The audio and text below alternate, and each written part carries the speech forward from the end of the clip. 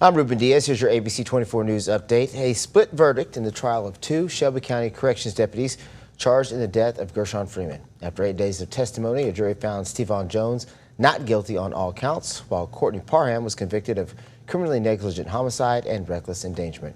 Ezekiel Telemaco was outside 201 Poplar this morning with more.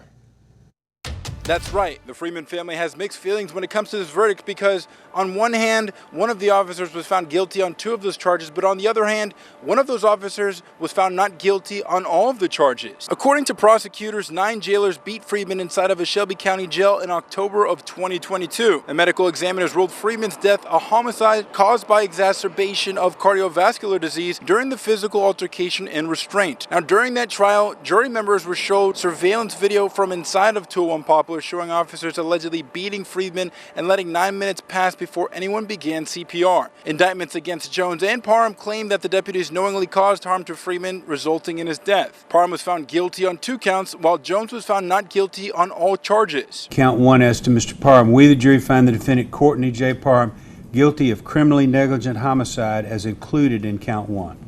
Count 3 as to Mr. Parham. We, the jury, find the defendant Courtney J. Parham guilty of reckless endangerment as included in Count 3. And I feel that Jones, he got away. A lot of them got away. Parham, he just sacrificed for them. Prosecutors say they hope that Parham's conviction sends a message about the safety of people being held inside of the jail. Meanwhile, Parham's defense team is pointing to the jury's decision to not convict him of the most serious charge he faced, which is second-degree murder. Parham is currently out on bail and is scheduled to be sentenced on September 25th of 2026. ABC24 will be there to provide updates. And in terms of both of these officers, they currently are still employed by the Shelby County Sheriff's Office. Reporting at 201 Poplar, I'm Ezekiel Telemaco, ABC24 News.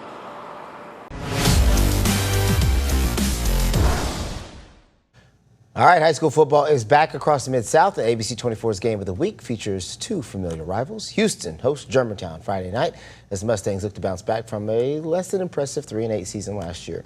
On the latest episode of the 24th Floor, Houston head coach James Thomas told Richard Denson and myself how last year's young team took its lumps but gained some experience. Well, look, you know, a lot of people don't realize when you're making schedules and this and that those guys do graduate. Yeah. Okay? And so, you know, when you have a group like we had and they played for 3 or 4 years together, you know, the guys behind them didn't get much experience, right? And so now we got another group that came in, and a lot of them played young last year, and they took some lumps, and they took lumps against a great schedule. So, you know, we were 3-8, I think, at the end of the year, but I would argue that we weren't a 3-8 team. No. You know. Yeah, it's really close. You had some games that you guys could have won, right? And that's where the youth got you. Houston and Germantown split their 2 meetings last season, with the Mustangs winning the playoff rematch. Thomas also spoke about the quarterback, Cannon Day, what he expects from the Mustangs this season. All that is on this week's edition of the 24th Floor, which is streaming now on the free ABC24 app. You can also catch up on past episodes hosted by Richard and myself. Go check them on out.